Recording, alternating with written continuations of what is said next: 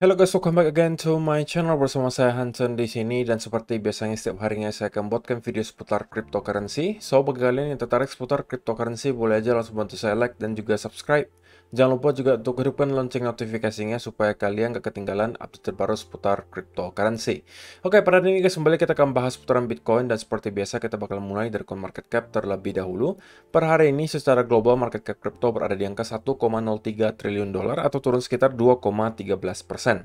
Nah, Bitcoin sendiri di angka 20.884, Ethereum 1.586, BNB 337, XRP 0,47, Dogecoin 0,11, Cardano 0,4 dan Solana berada di urutan ke-10 dengan harga 32,33 dolar. So, per hari ini kita melihat market rata-rata dalam keadaan merah, penurunannya ranging antara 1, sekian persen hingga kurang lebih 10%. So, itu adalah outlook sementara dari beberapa top coin yang ada. Sekarang kita masuk dulu ke beberapa berita dan data terbaru hari ini. Nah, highlight utama untuk hari ini, kalian juga bisa lihat yang trending di Twitter itu adalah soal FTT, guys. Karena lagi banyak sekali FUD yang tersebar di mana FTT itu dicurigai insolvent gitu, guys. Mereka banyak sekali yang mengulik-ngulik seputar balance sheet dari FTX, sorry. Kemudian mereka juga mengulik gitu ya data on-chain dari FTX itu sendiri. Dan mereka menemukan berbagai masalah yang ada. Dan belum selesai di situ, kali ini CZ Binance juga menyatakan sesuatu yang cukup menarik gitu ya. Dia mengatakan Binance, as a part of Binance exit from FTX equity last year, Binance received roughly 2.1 billion US dollar equivalent in cash, BUSD and FTT. Due to recent revelation that have come to light, we have decided to liquidate any remaining FTT on our books. Mungkin ini juga adalah penyebab kenapa kita melihat market dalam keadaan fear lagi hari ini dan kita melihat ada semacam sell off yang terjadi. Dan di tweet ini CZ menyatakan bahwa mereka akan menjual gitu ya. We will try to do so in a way to minimize the market impact due to market conditions and limited liquidity. We expect this will take a few months to complete. Mereka akan menjual semua token FTT yang mereka punyai selama beberapa bulan ke depan sampai habis gitu guys. Tapi menurut saya bukan itu yang memicu fear di market, tetapi adalah satu kalimat di sini. Due to recent revelation that have come to light, we have decided to liquidate any remaining FTT on our books. Yang pada intinya dia sampaikan adalah setelah terkuak sesuatu dari FTX itu ya, ada sesuatu yang mereka lihat dari FTX dan mereka baru sadari, maka mereka memutuskan untuk melikuidasi semua token FTT yang mereka punya. Nah, karena tidak didetailkan apa penyebabnya gitu ya, apa yang mereka temukan di FTX, ini yang memicu spekulasi dan fear di market gitu. Tentunya ini juga tidak akan berdampak baik ke market. Kenapa? Karena yang berseteru sekarang adalah dua exchange yang termasuk terbesar di dunia kripto, Binance dan juga FTX. Terlebih lagi kalau FTX seperti yang kalian tahu, itu juga sangat berkaitan erat dengan Alameda Research, salah satu VC terbesar di kripto yang berinvestasi di banyak sekali project gitu. Jadi kalau beberapa platform ini bermasalah, tentunya ini akan memicu spekulasi dan juga uncertainty di market, sehingga kita melihat mungkin banyak orang main safe dulu dan kemudian melakukan take profit, sehingga kita melihat market hari ini terkoreksi gitu ya. Jadi itu adalah yang pertama. Kemudian karena kita melihat pergerakan beberapa hari belakangan cukup kita bisa kategorikan cukup volatil gitu guys. Kita pengen lihat kira-kira untuk para whales Bitcoin kira-kira apa yang sedang mereka lakukan lagi gitu ya. Kita akan update lagi. Nah, untuk halaman pertama, sekilas tadi saya lihat sebenarnya belum banyak yang berubah guys. Untuk Wells nomor 3 memang dia menjual sedikit kurang lebih minus 1529 Bitcoin. Tapi ini tidak setara dengan yang mengakumulasi. Ini kemarin kita sudah tahu ada penambahan sebesar 51.000 Bitcoin dalam satu transaksi yang membuat dia langsung menjadi top 13.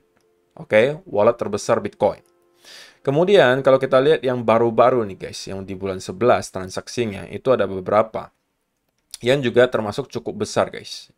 Kalau kita scroll lagi ke bawah, kita akan temukan beberapa di antaranya di sini guys. Kita melihat ada plus 894 Bitcoin di nomor 51. Kemudian di sini juga sama di tanggal 7 November kita melihat ada plus 1204. Di sini ada plus 8115 Bitcoin di tanggal 5 November. Kemudian juga di bawahnya kalian bisa lihat ada beberapa yang juga baru-baru. Di sini ada tanggal 1 November, 1 November, 2 November dan seterusnya. Ini plus 1400, plus 1400 dan seterusnya. Ini ada plus 10.000 Bitcoin juga, menarik banget. Di bawahnya lagi juga sama, ini ada beberapa transaksi baru yang muncul di bulan November dan mereka sudah menambahkan 467 Bitcoin dan 10.200 Bitcoin. Jadi kalau misalnya kita lihat yang terakhir juga 99 dan 100 kita juga mulai ada penambahan sebesar 10.000 Bitcoin di tanggal 4 November. Di halaman kedua kita juga menemukan banyak sekali wallet yang sama guys. Ini bisa jadi orang yang sama nih. Dimana di semua wallet ini terjadi penambahan 10.000 Bitcoin. Berarti kalau kita lihat ya guys, ini dari nomor 99 nih guys. 99 transaksinya tanggal 4 November di sini, oke, 10.000 Bitcoin penambahannya. Dan di sini dia transaksinya juga sama, last in-nya tanggal 4 November. Jadi kemungkinan orang yang sama itu dari 99 sampai 107. Semuanya plus 10.000 Bitcoin, 109 juga sama. 10.000 Bitcoin. Jadi kalau kita jumlahkan itu ada total 1, 2, 3, 4, 5, 6, 7, 8, 9, 10. Jadi kurang lebih 100.000 Bitcoin guys. 100.000 Bitcoin. Itu dikeluarkan dari exchange dan ditaruh di wallet-wallet ini. Ya kan? Kemudian kalian juga bisa cek untuk yang berikutnya itu sebenarnya tidak berubah. Kebanyakan itu ya cuman antara hold atau menambahkan posisinya lagi seperti yang ini plus 7.600. Di sini juga ya ada beberapa yang plus 6.200. Di sini ya ini adalah transaksi bulan 10. Di sini terakhir juga ada transaksi bulan 11, ini plus 5.564 dan seterusnya. Jadi secara overall top 500 sekali lagi guys masih menunjukkan hal yang sama dari beberapa minggu yang lalu. Mereka masih cenderung hold atau akumulasi. Belum ada tanda-tanda distribusi besar-besaran terjadi, walaupun kita melihat mungkin Bitcoin kemarin sempat menyentuh ke sekitaran area 21.400-an. Jadi mungkin bagi para whales itu belum cukup menarik ya harga tersebut untuk melakukan distribusi, sehingga tentunya ini adalah berita baik. Itu guys. Dan semakin banyak akumulasi yang terjadi, perlu kalian ingat, berarti semakin tipis stok yang berada di dalam exchange guys. Ketika nanti demand mulai start kembali datang dan juga liquidity lagi tipis, kemudian stok juga udah tipis, ya biasanya kita bakal melihat harganya bergerak naik gitu ya. Jadi itu yang sedang terjadi di belakang layar. So far belum banyak perubahan. Kita masih melihat wallet-wallet terbesar ini antara hold atau melakukan akumulasi gitu ya.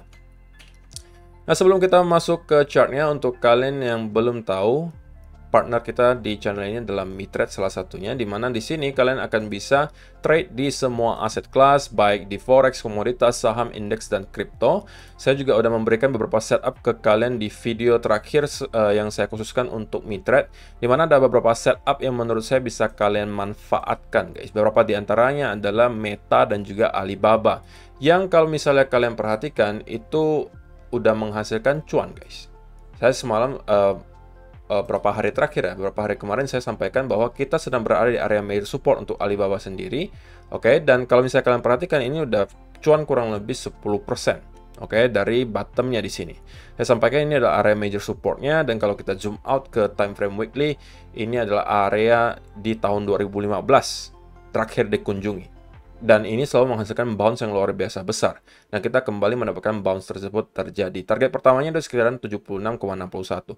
Tapi kalau misalnya kalian belum punya account Mitrade, ya kalian nggak bisa manfaatkan setup di sini. Meta juga sama, lagi ada di mendekati area major support di sekitaran 83 sampai 80 dolar. Yang menurut saya ini juga akan menghasilkan bounce. Oke, ini adalah peluang-peluang cuan untuk kalian yang merupakan traders. Kalau misalnya kalian tertarik untuk manfaatkan, kalian mungkin bisa buka account Mitrade-nya dulu, sehingga kalian tidak akan ketinggalan kesempatan di aset kelas manapun dengan link yang ada di kolom description box di bawah. Kalau kalian mendaftar dengan link yang ada di kolom description box di bawah, kemudian kalian deposit minimal 50 dolar, plus kalian aktif trading dan misalnya dinyatakan valid oleh Mitrade, kalian akan langsung saya kasih hadiah 200.000 rupiah cash, saya kirimkan ke rekening kalian, plus ada 15 ebook yang akan saya kirimkan. E-booknya berisi e-book tentang investasi, trading, dan juga cara mengelola uang. Jadi kalau misalnya kalian tertarik, langsung aja kalian klik link yang di kolom description box di bawah untuk mendaftar. So, itu adalah beberapa data dan berita hari ini yang pengen saya sampaikan untuk kalian, guys. Sekarang kita langsung masuk ke chartnya Bitcoin dan kita akan mulai langsung aja dari 1 hour chart. Tentunya semalam kita membahas seputarannya ada potensial apa, guys. Di sini ada potensi bull flag tercipta. Oke? Tapi kalau misalnya kalian nonton secara jeli video semalam, kemarin saya sampaikan bahwa selama kita bertahan di area upper trendline dan lower trendline-nya di sini, tentunya bull flag-nya itu masih valid. Tapi kalau misalnya kita breakdown, tentunya bull flag-nya terinvalidasi. Dan berarti menurut saya, kemungkinannya cukup besar bahwa kita akan mendapatkan koreksi yang lebih dalam, mungkin menuju ke beberapa area yang kemarin saya sudah sampaikan juga. Dua area, yaitu pertama adalah 0,382 persis di sekitaran area 21.000 sampai 20.900. Next-nya adalah di sekitaran 20.700 sampai 800. Ini adalah menurut saya area terakhir yang wajib dipertahankan oleh Bitcoin, guys, di sini. Oke. Nah, kalau misalnya nanti di 4-hour chart gitu ya, di 4-hour chart kita melihat Bitcoin tidak mampu maintain di atas area di sini. Kenapa area ini, guys? Kalau misalnya kita zoom out ke area ke sebelah kiri, maka kalian akan temukan bahwa ini adalah sebelumnya area yang selalu menjadi area key level di 4-hour chart. Di sini menjadi area resistance yang sangat kuat, di sini juga resistance yang sangat kuat, di sini juga sama, di sini juga sama. Jadi ini kita bisa lihat sebagai area key level gitu ya. Kalau misalnya kita sampai melihat 4-hour chart kembali closing di bawah area ini, menurut saya chance-nya cukup besar bahwa kita akan kembali melihat untuk Bitcoin minimal nge-retest ke sekitaran area 20.000 dolar. Oke, kalau ini jebol juga, maka chance-nya cukup besar bahwa kita akan jebol juga dari trendline di sini. Dan ini akan bisa menyebabkan Bitcoin untuk kemungkinan membentuk lower low baru. Gitu ya, atau minimal kembali nge-retest ke beberapa area major support, mungkin di sekitaran 18.600 sampai 19.000 lagi. Baru dari sana kita akan mendapatkan sedikit bounce, dan dari sana mungkin kita harus pantau lagi kira-kira apa probabilitas tertinggi yang bakalan terjadi berikutnya. Tapi selama gitu ya, selama kita mampu maintain di atas area ini, tentunya saya masih akan cenderung biasnya ke arah bullish gitu ya. Dan mungkin ini saya akan jadikan sebagai potensial untuk mencari setup, guys. Kalau misalnya ternyata saya dikasih ada peluang untuk masuk dari sekitaran area 20.800 sampai 20.700-an gitu ya. Mungkin setupnya bisa berapa, mungkin berupa ada reversal pattern, misalnya nanti tercipta semacam falling wedge kah, atau mungkin ada inverse head and shoulder, atau mungkin misalnya ada double bottom, triple bottom. Itu semuanya bisa saya jadikan sebagai setup gitu ya. Dan tentunya akan lebih baik lagi kalau misalnya diikuti juga dengan adanya bullish divergence. Katakanlah kita kembali membuat lower low baru di sini, kemudian kita melihat indikator RSI tidak membentuk lower low baru, malah membentuk higher low. Jadi itu ada beberapa indikasi yang akan saya manfaatkan untuk mungkin mencari setup long di sekitaran area di sini. Terlebih lagi memang kalau misalnya kita lihat dari Fibonacci retracement-nya, tentunya ini adalah area yang key karena ini merupakan area 0,5 Fibonacci retracement-nya juga. Jadi saya rasa ini akan menjadi area yang cukup penting untuk di hold. Dan kalaupun saya dikasih setup, ya saya mungkin menargetkan minimal ya, target ini ke sekitaran area 21.000 gitu ya. Kalau ini mampu ditembus, maka ini adalah pertanda baik karena kemungkinan kita bisa lagi melihat Bitcoin untuk membentuk higher high yang baru. Tapi kalau misalnya kita udah kembali melihat 4-hour chart closing di bawah area di sini, ya saya lebih prefer untuk menunggu di sidelines dulu, guys. Oke, karena menurut saya itu adalah sebuah pertanda buruk gitu ya, walaupun saya mungkin tidak akan langsung short dari sana, karena ya tentunya sekali lagi kita melihat pergerakan di sini terlihat cukup impulsif gitu ya. Walaupun kita breakdown dari sini, tentunya kalian jangan sampai lupa akan ada area berikutnya, yaitu adalah golden pocket di 0,618-nya. Itulah kenapa alasan saya tidak akan langsung short dari sini gitu ya. Kalaupun saya tunggu dia breakdown dari sini, menurut saya RR-nya sudah tidak akan lagi terlalu memadai. Oke. Jadi untuk short ya mungkin saya akan skip dulu, kecuali kalau memang kita sudah break dari beberapa trendline besar, mungkin salah satunya adalah yang di sini, guys. Oke. Jadi untuk sementara saya tetap masih akan prefer untuk mencari long setup terlebih dahulu sampai kita benar-benar break ya dari struktur bullishnya di sini, dimana kita selalu membentuk higher high gitu ya.